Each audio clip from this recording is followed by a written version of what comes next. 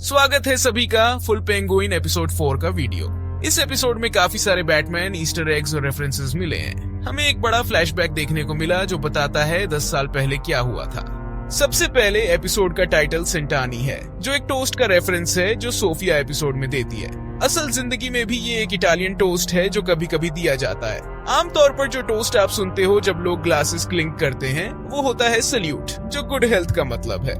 सेंटानी एक ऐसे Italian toast को दिखाता है जो 100 साल की जिंदगी की शुभकामनाएं देता है। लेकिन आयरनी ये है कि इस एपिसोड का थीम ये है कि जब ये टोस्ट दिया जाता है, असली जिंदगी में कोई एक्सपेक्ट नहीं करता कि उन्हें वाकई 100 साल मिलेंगे। ये भी एक स्ली रेफरेंस है सोफिया के लिए, जो टोस्ट देती है और फिर पूरी फैमिली को मार देती है। उसने किसी और को नहीं भेजा था काम करने के लिए, उसने खुद गैस का इस्तेमाल किया था। इस एपिसोड के बाद हर कोई अपने घर का गैस चेक करेगा, क्योंकि ये एक साइलेंट किलर होता है। ये एक बहुत ही क्लीन और एफिशिएंट तरीका था उसके लिए पूरी फैमिली से छुटकारा पाने का और अपने लिए एक फ्रेश स्टार्ट लेने का, जो उसने कहा था कि वो डिजर्व करती थी। ये ही उसकी टोस्ट का असली पॉइंट था। जैसे मैंने कहा, ये कई फैन थ्योरियों को कंफर्म करता है कि असल में क्या हुआ था और उसे हैंगमैन क्यों बुलाया गया था। बेसिकली कारमाइन फॉल्कॉन वो था जो सब औरतों का गला घोंटता था, जैसे बैटमैन मूवी में भी दिखाया गया था। उसका गो टू मूव था 44 बिलो क्लब में काम करने वाली औरतों का गला घोंटना। सिवाय सोफिया की माँ के बाकी सब औरतें जो मरी थीं, वो सब 44 बिलो में काम करती थीं। अगर क्लियर नहीं था तो कैटवुमन की माँ भी उन औरतों में से एक थी जिसे कारमाइन ने मारा था। वो उन 7 औरतों में से एक थी। आज के टाइम में कैटवुमन ने इन राजों को इसीलिए सीखा क्योंकि उसकी एक दोस्त जो हाल ही में गायब हो गई थी, उसका गला भी कारमाइन ने घोंटा था। फिर उसे ऐसे दिखाया जाता था जैसे उसने अपनी जान ली हो। इसी वजह से उसे हैंगमैन नाम मिला, क्योंकि ये सारी मौतें ऐसे दिखाई गई थीं जैसे इन औरतों ने अपनी जान ले ली थी। लेकिन असल में कारमाइन ने उनका गला घोंटा था और फिर ऐसे दिखाया जाता था जैसे उन्होंने अपने आप को फांसी लगा ली हो। गॉथम सिटी पुलिस जो उसके कंट्रोल में थी, सब सबूत छुपाते थे ताकि सब उसके फेवर में जाए। जब कैटवुमन को समझ आया कि उसने अपनी माँ को भी मारा था, तब उसने ये सब रिवील किया और इससे सोफिया पर डाल दिया ताकि वो आर्कम में हमेशा के लिए बंद हो जाए। एपिसोड में ये भी दिखाया गया कि सोफिया कैसे 10 साल बाद आर्कम से भाग आई। अल्बर्टो ने कसम खाई थी कि वो उसे जरूर छुड़ाएगा।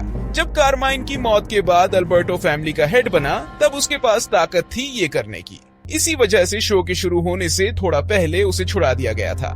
जूलियन रश, जो सोफिया का बॉयफ्रेंड था और आर्कम में काम करता था, ने भी उसकी मदद की। लेकिन अब तक ये क्लियर नहीं है कि जूलियन सच बोल रहा है या नहीं जब वो कहता है कि वो उसका साथ दे रहा है। वो बैटमैन कॉमिक्स का कैरेक्टर नहीं है, बल्कि शो के लिए एक नया क्रिएशन है। डॉक्टर वेंट्रस को भी एक विलन जैसे दिखाया गया है, जो ह्यूगो स्ट्रेंज की तरह लगता है, लेकिन वो ह्यूगो स्ट्रेंज नहीं है। कॉमिक्स में एक वेंट्रस है जिसका नाम फ्लॉयड वेंट्रस है और वो एक विलन है जिसका नाम मिरर मैन है। लेकिन वो मिरर मास्टर से अलग है, जो फ्लैश का विलन है। वेंट्रस लगता है कि पूरी तरह से इविल है, कारमाइन के पेरोल पर काम करता है और सोफिया को पागल बनाने की कोशिश कर रहा था शॉक थेरेपी और ब्लिस मेट्स के जरिए। इस एपिसोड की ओपनिंग सीन वहीं से शुरू होती है जहां पिछले हफ्ते का एपिसोड खत्म हुआ था, जहां पेंगुइन कसम खाता है कि वो सोफिया को दिखाएगा कि वो कितना ट्रस्टवर्दी है, लेकिन उसी वक्त वो उसे डिच करके भाग जाता है। जब मारोनी लोग उसे मारने आए थे क्योंकि उसने उनका विश्वास तोड़ा था, ये देखना काफी मजेदार था कि कैसे वो एक पल में ही सोफिया के खिलाफ चला जाता है, या कम से कम दिखाता है कि वो उसके खिलाफ है। उसकी सीक्रेट पावर है टॉक नो जुत्सु, मतलब सिर्फ बातों से अपने आप को बचाना। तो देखना दिलचस्प होगा कि जब सोफिया उसे आखिरकार पकड़ लेगी तो वो कैसे अपनी जान बचाएगा। अगर पहले सोफिया सिर्फ सोच रही थी उसे मारने के बारे में, तो अब तो वो पक्का उसे मारना चाहेगी, क्योंकि इस एपिसोड के बाद उसके दिमाग में ये कंफर्म हो गया है कि उसने अल्बर्टो को ही मार दिया। Thank you very much Mrs Maroni, मतलब उसके मुंह पर कह दिया, ओह तुम्हें पता नहीं था कि उसने तुम्हारे भाई को मार दिया। हमें इस सीन का बाकी हिस्सा देखने को मिलता है। जब तक विक्टर नहीं आता, मारोनी के परिप्रेक्ष्य से दिखाते हैं ताकि ये पता चले कि मारोनी ने क्या किया जब वो आए। सोफिया उन्हें बता देती है कि उसे सब बुली वालों के बारे में पता था और ये ड्रॉप का ऑपरेशन जो पेंगुइन ने उनसे प्रॉमिस किया था, बिल्कुल इररिलेवेंट होने वाला था थोड़ी ही देर में। ये आइडिया था कि ब्लिस एक रिवॉल्यूशनरी ड्रग है जो पूरे शहर को अपने कब्जे में ले लेगी। फिर विक्टर आता है और कार क्रैश कर देता है। पेंगुइन वहां से भाग जाता है और ये था उसका लास्ट सीन इस एपिसोड में। उसके बाद एपिसोड पूरा सोफिया पर शिफ्ट हो जाता है, फ्लैशबैक और प्रेजेंट डे के साथ। जैसे ही वो बेहोश होने लगती है, वो जूलियन रश को फोन करती है, जो उसका साइकोलॉजिस्ट बॉयफ्रेंड है आर्कम का, और जिसे हमने रेड लाइट थेरेपी देते हुए देखा था। शायद हम आगे जाकर उस अजीब हिप्नोथेरेपी के बारे में जानेंगे। उसके फोन में कई और नंबर भी थे। ओलिवियरी एक शो के प्रोडक्शन स्टाफ में से है। जैसे काफी बार होता है, जब लिस्ट दिखानी होती है तो उन पर प्रोडक्शन लोगों के नाम मजाक के तौर पर डाल दिए जाते हैं। एक A201 मिस्ट्री गौथम नंबर भी था जो उसने कॉल किया, जो अल्फीरी को अब तक नहीं मिला। एक रॉबर्ट नाम भी था जो उसकी उंगलियों से छुपा हुआ था। फ्रैंक फ्रांसिस्को और कई ब्लर्ड आउट नंबर भी थे। अगर आप इन ब्लर्ड नंबर को देख पाए तो कमेंट्स में लिखना कि आपको क्या लगता है ये कौन है। जब वो बेहोश होती है तो ध्यान दो, वो न्यूज़पेपर के स्टैक पर गिरती है जिसमें हेडलाइंस थी मॉब राइवलरी के बारे में जो अभी चल रही है कारमाइन फॉल्कोन की डेथ के बाद। जब वो बेहोश होती है तब फ्लैशबैक आता है 10 साल पहले का, जो दिखाता है कि क्या क्या हुआ था और काफी फैन थ्योरियों को कंफर्म करता है। हम देखते हैं कि वो अपने कम्युनिटी की एक ईमानदार मेंबर थी। वो एक चैरिटेबल फाउंडेशन चलाती थी जिसका नाम लूसी हाउस था, जो उसकी माँ इजाबेला के नाम पर था, जो तब तक मर चुकी थी। हमने पहले उसकी आवाज टेप्स में सुनी थी जब वो और उसका भाई छोटे बच्चे थे, एक पार्टी एपिसोड में। उस वक्त पेंगुइन उसका ड्राइवर होता है और उनकी रिलेशनशिप काफी फ्रेंडली होती है। जैसे वो उसका मजाक बनाती है लेकिन दोस्ती वाले अंदाज में। इस वक्त पेंगुइन ग्रैंड स्कीम में अभी काफी नीचे होता है, लेकिन एपिसोड में कुछ मोमेंट्स ऐसे होते हैं जब हम देखते हैं कि अल्बर्टो और फिर बाद में सोफिया कैसे सब सबूत देखकर हिल जाते हैं, जब उन्हें पता चलता है कि उनके पिता कैसे सब कुछ के पीछे हैं। जब वो पेंगुइन का मजाक उड़ाती है तो वो उसके खिलाफ इन्फॉर्म करता है। शायद अगर उसने मजाक नहीं उड़ाया होता तो वो उसके खिलाफ इन्फॉर्म नहीं करता। उसकी एक बड़ी वीकनेस उसका बहुत शॉर्ट टेम्पर है। पेंगुइन ने सोफिया के खिलाफ इन्फॉर्म किया था क्योंकि उसने एक रिपोर्टर से बात की थी। इसी वजह से उसे फाल्कोन की ऑन ऑर्गेनाइजेशन में प्रमोशन मिला जब उसने उसे 44 बिलो क्लब का हेड बनाया, आइसबर्ग लाउंज में, क्योंकि फाल्कोन को लगा कि वो पेंगुइन पर विश्वास कर सकता है कि वो डिस्क्रीट रहेगा। जैसे कि वो रिपोर्टरों के सामने बात नहीं करेगा उन सब औरतों के बारे में जो 44 क्लब में गायब होती गई। याद है, इसके बाद भी और औरतें मारी गई थीं। बैटमैन मूवी के टाइमलाइन में बाद में कैटवुमन का पूरा मिशन यही था। फिल्म के शुरू में वो अपनी मिसिंग फ्रेंड को ढूंढने की कोशिश कर रही थी और ये पता लगता है कि कारमाइन फाल्कोन ने उसका गला घोंटा था, जैसे उसने उसकी माँ और कई दूसरी औरतों के साथ किया था। जब सोफिया को आर्कम में डाल दिया गया तो कारमाइन सालों तक औरतों का गला घोंटता रहा। यह भी इम्प्लाई किया गया है कि उसकी माँ के नाम पर चलने वाली चैरिटेबल ऑन ऑर्गेनाइजेशन को कारमाइन बस पैसे वाइट करने के लिए इस्तेमाल कर रहा था। ये उसका एक पुराना तरीका है, जैसे वो वेन फाउंडेशन का भी इस्तेमाल कर रहा था माफिया के लिए पैसे वाइट करने में। लेकिन कम से कम इस एपिसोड के इस पॉइंट तक सोफिया को कारमाइन के इन सारे शेडी कामों का पता नहीं होता, जैसे फाउंडेशन का। उसे लगता होगा कि फाउंडेशन बस एक चैरिटेबल काम के लिए है और कुछ नहीं। हम समर ग्लेसन, जो एक रिपोर्टर है और बैटमैन द एनिमेटेड सीरीज से है, से मिलते हैं। ये रिपोर्टर सोफिया को डेड औरतों की मौत के तरीके और उनके सिमिलैरिटीज के बीच कनेक्शन समझाने में मदद करती है, जिससे सोफिया अपने पिता पर शक करने लगती है। जब वो बात करती है और खाना खाती है, ध्यान दो कारमाइन का रिएक्शन जब उसने अपनी माँ का जिक्र किया। लगभग सबको जो एपिसोड देख रहे थे तब तक ये समझ आ गया था कि असल में क्या चल रहा था। उसके रिएक्शन ने बस इन बातों को कंफर्म किया। उसने पक्का उनकी माँ को मार दिया। हम फ्लैशबैक में उस समय का पहला सीन देखते हैं जब वो छोटी थी और अपनी माँ का शव मिलता है। दूसरे वर्जन के फ्लैशबैक में हम बाकी का सीन देखते हैं, मतलब क्या हुआ था उस पल के तुरंत बाद। कारमाइन अगले कमरे में था, जैसे उसने अभी उसकी माँ को लटका दिया था और ये दिखाने की कोशिश की थी कि उसने अपनी जान ली है। एक और ऑब्वियस चीज जो यहाँ डिस्कस करनी थी वो था रिकास्टिंग का सीन। मार्क स्ट्रॉन्ग, जो कई डीसी कैरेक्टर्स प्ले कर चुका है, अब नए कैरेक्टर के रूप में आ रहा है। उसने डॉक्टर सिवाना का रोल प्ले किया था शज़ैम मूवी में और सिनेस्ट्रो का रोल रायन रेनल्ड्स वाली ग्रीन लैंटर्न मूवी में। ऐसा लगता है जैसे वो डीसी कैरेक्टर्स को इन्फिनिटी स्टोन्स की तरह कलेक्ट कर रहा है। मैट रीव्स ने बताया कि असली वजह यह थी कि जॉन टर्टरो अवेलेबल नहीं था जब उन्हें ये सीन शूट करने थे, इसलिए कैरेक्टर को रिकास्ट करना पड़ा। मार्क स्ट्रॉन्ग एक सॉलिड चॉइस था इस रोल के लिए। डिनर के दौरान कारमाइन के कन्वर्सेशन पर भी ध्यान दो, जब वो सोफिया को इनडायरेक्टली ये समझा रहा है कि वो उसका इस्तेमाल कर रहा था कांग्रेसमैन तक पहुंचने के लिए, चैरिटी के थ्रू। माफिया का स्टैंडर्ड काम है पॉलिटिशियंस को कंट्रोल करना। अल्बर्टो को इस वक्त फैमिली बिजनेस में कोई इंटरेस्ट नहीं लगता, जैसे उसे इन सब चीजों की परवाह ही नहीं है। उसके पास काफी टास्क दिए गए थे, लेकिन वो बिल्कुल भी डिपेंडेबल नहीं है। कारमाइन को उससे कोई लगाव नहीं है, लेकिन वो सोफिया को प्यार करता है। लेकिन ध्यान दो उसके रिएक्शन पर जब सोफिया बोलती है वो मुझे कभी सपोर्ट नहीं करेंगे, मैं एक औरत हूँ। वो किसी और को फैमिली का हेड बनाना चाहेंगे। कारमाइन उसे कहता है फैमिली वही करेगी जो मैं कहूँगा, मुझे लगता है ये उसके प्लान का एक हिस्सा था कि वो कभी असल में सोफिया को फैमिली का कंट्रोल देना ही नहीं चाहता था। एपिसोड में उसका बर्थडे आ रहा होता है, इसलिए पूरा परिवार उस पार्टी के लिए जमा होता है। जब वो अल्बर्टो को छोड़ते हैं, ध्यान दो जब वो पेंगुइन को पेंगुइन कहकर बुलाता है। जब सोफिया अल्बर्टो से 44 बिलो क्लब की औरतों के बारे में पूछती है तो अल्बर्टो सच बताने वाला होता है। ऐसा लगता है कि उसे सच में पता है, जैसे हाँ पापा ने उन सब औरतों को मारा होगा। ध्यान दो पेंगुइन उनकी बातचीत सुन रहा होता है। यह सीन सेटअप करता है उसके इवेंटुअल बेट्रेयल को, जब वो कारमाइन को रिपोर्टर वाले बारे में बताता है। जब सोफिया फिर से रिपोर्टर से मिलती है और एक्चुअल एविडेंस देखती है, तब उसका दिमाग चलने लगता है और वो अपनी माँ की मौत के बीच कनेक्शन समझती है और उसे यह रियलाइजेशन होती है कि उसके पिता ही सारी किलिंग्स के पीछे हैं। लेकिन वो इतनी शॉक में होती है और सब कुछ इतना फ्रेश होता है, इसलिए वो इस बारे में सोचना नहीं चाहती और इसी वजह से वो बाद में पेंगुइन पर चिल्ला जाती है, जो फिर पेंगुइन को कारमाइन के खिलाफ उसे बिट्रे करने पर मजबूर कर देता है। पार्टी के बाद उसका एक सीन कार्ला के साथ होता है, उसकी फ्रेंड के साथ। याद है ये सीन उस पहले वाले सीन का पे ऑन ऑफ है, जब वो उसे आर्कम से बाहर आने के बाद मिली थी, जैसे अरे मैंने तुम्हें 10 साल से नहीं देखा। ये टाइमलाइन के डॉट्स को कनेक्ट करने के लिए और सोफिया के रिवेंज को जस्टिफाई करने के लिए दिखाया गया है, जब वो कार्ला के खिलाफ अपना बदला लेती है, क्योंकि उसने भी उसका साथ नहीं दिया था और उसका विश्वास तोड़ दिया था। लुका की नई पत्नी को लेकर कुछ मजाक करते हैं, जिसके बारे में हमें बाद में पता चलता है कि वो बीटी के साथ बहुत समय से धोखा कर रही थी। जब वो पेंगुइन को घर के अंदर देखती है, जो आमतौर पर उस तरह के शाइनी सूट में नहीं होता, तो वो इसलिए था क्योंकि उसने अभी कारमाइन से प्रमोशन पाया था। ये प्रमोशन उसे इसलिए मिला था क्योंकि उसने रिपोर्टर के साथ सोफिया की बातों को कारमाइन को बता दिया था। उसे क्लब 44 बिलो का इंचार्ज बना दिया गया। कारमाइन सोफिया को रिपोर्टर से बात करने के लिए बहुत बुरी तरह से डांटता है। जब वो किन्सी का जिक्र करता है तो यह बैटमैन मूवी के एक कैरेक्टर का रेफरेंस है। किन्सी उन भ्रष्ट डिटेक्टिव्स में से एक था जिसे कारमाइन फाल्कोन कंट्रोल करता था और वो कई सालों तक डेड औरतों के कवर अप में शामिल था।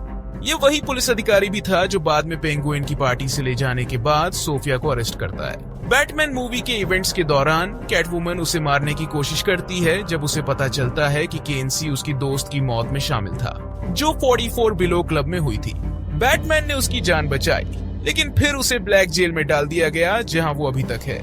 इस बात का इशारा दिया गया है कि Kinsey Gotham city police department के उन लोगों में से था जो कई अलग अलग किलिंग्स के सबूत मिटाता था, जैसे कि ये औरतें बस अपने आप ही लटक गई थी और कुछ नहीं हुआ और कोई भी ये नहीं समझता था कि असल में इनकी मौत कैसे हुई थी। जब सोफिया अपने माँ की मौत का जिक्र करके कारमाइन से कॉन्फ्रंट करती है तो वो बिल्कुल गुस्से में आकर उस पर पलट जाता है। पहले वो सिर्फ नाराज था, लेकिन अब उसके चेहरे पर देखो तो वो उसे मारने वाला लुक आता है। जब उसने माँ का जिक्र किया तभी उसके दिमाग में ये प्लान आया कि सब कुछ उस पर डाल दिया जाए और उसे आर्कम में डाल दिया जाए। पहले उसका प्लान बस उसे थोड़े टाइम के लिए एक्साइल करना था। पेंगुइन को जब उसे घर ले जाने का कहा गया, उसी वक्त कारमाइन ने किन्सी को टिप दे दी कि वो आकर उसे अरेस्ट कर ले। हम ये भी जान लेते हैं कि रिपोर्टर मर चुका है। इसका मतलब कारमाइन ने रिपोर्टर को भी मरवा दिया। उसके बाद सब कुछ सोफिया पर डाल दिया गया। न्यूज़पेपर में उसका नाम हैंगमैन के नाम से छपा, क्योंकि सब औरतें जिस तरीके से मरी थीं, वो लटकी हुई पाई गई थीं।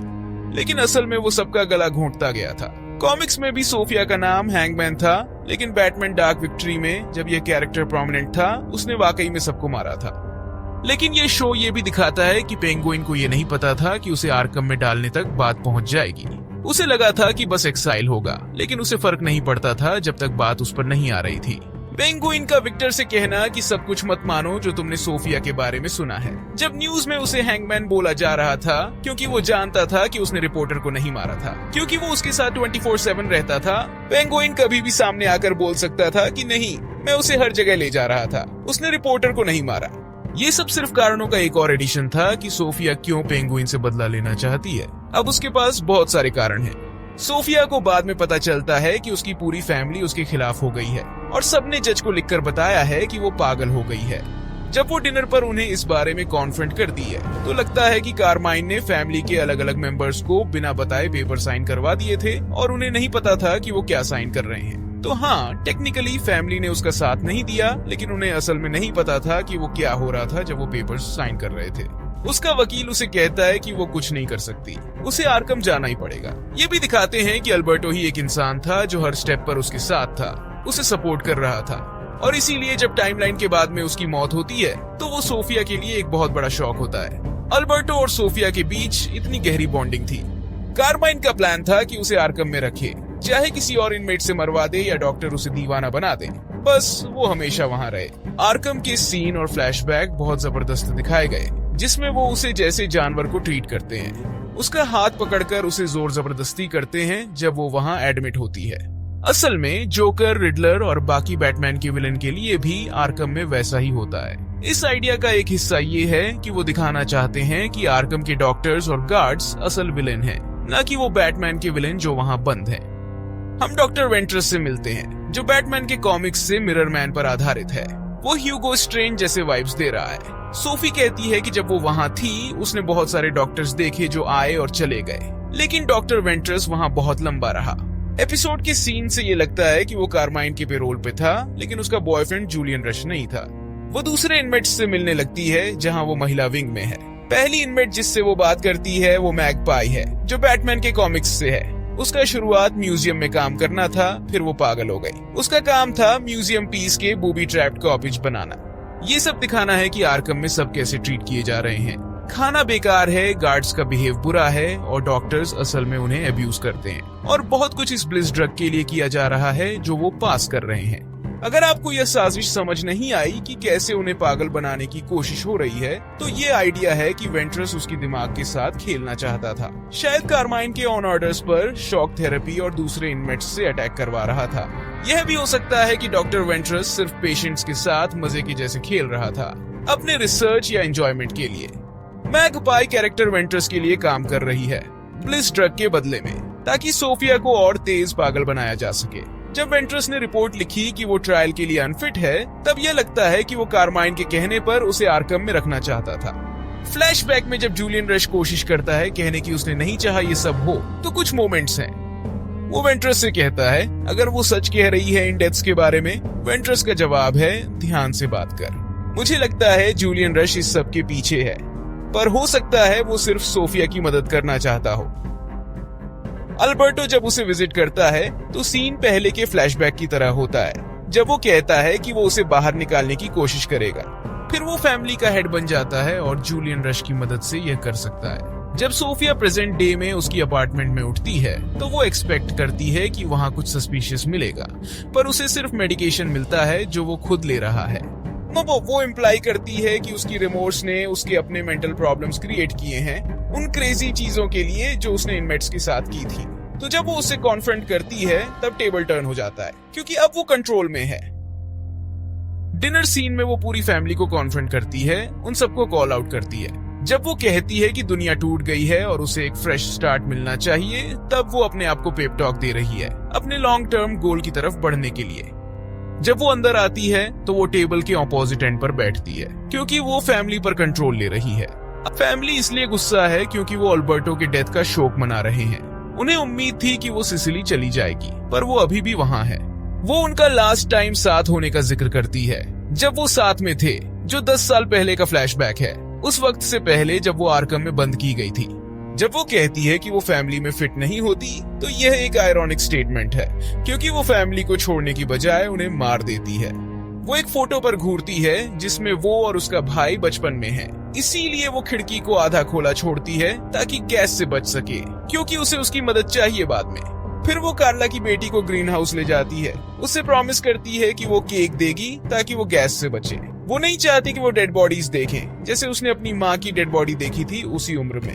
अपने वादों के अनुसार वो उसे केक देती है, जहाँ उसके अपर बॉडी पर स्कार्स हैं जो आर्कम में रहने के दौरान हुए थे। वो छोटी लड़की से कहती है, मैंने बहुत बड़ी गलतियां की हैं, मुझे आर्कम में बंद किया गया था, मुझे जीने के लिए बुरा करना पड़ा। वो फिर उसे प्रॉमिस करती है, तुम्हारे साथ कभी कुछ बुरा नहीं होगा स्वीटी। फिर वो उठती है और डेड फैमिली मेंबर्स के बॉडीज देखती है। रिप फैल्कन्स, जब बैकग्राउंड में सारा वॉन्ग का so long mile of play होता है। जब वो गैस मास्क पहनती है और बेसमेंट में जाती है, वही बेसमेंट है जहाँ पेंगुइन ने मारोनी को मारा था। वो बीडी को इसीलिए स्पेयर करती है क्योंकि उसे फार्म चलाने में मदद चाहिए। उसे बहुत सारी ग्राउंड वर्क की जरूरत है और विटी इसमें मदद कर सकता है। पहले ही दिखाया गया है कि कैसे उन्होंने उसे अपने ब्लिट्स ऑपरेशन की शुरुआत में इस्तेमाल किया। वो उसे पेंगुइन को मारने और बाकी मोब फैक्शंस से डील करने में भी मदद चाहती है, जो अभी भी फॉल्कन्स की टेरिटरी के लिए आ रहे हैं, खास करके पोनीज। इसका आइडिया ये है कि सोफिया कहती है, मुझे ज्यादा लोगों की जरूरत नहीं लेकिन कुछ लोगों की जरूरत है, तो कुछ लोगों को जीने दिया जाता है। ओवरऑल ये एक फैंटास्टिक एपिसोड था, जैसे मैंने कहा अब तक का बेस्ट एपिसोड।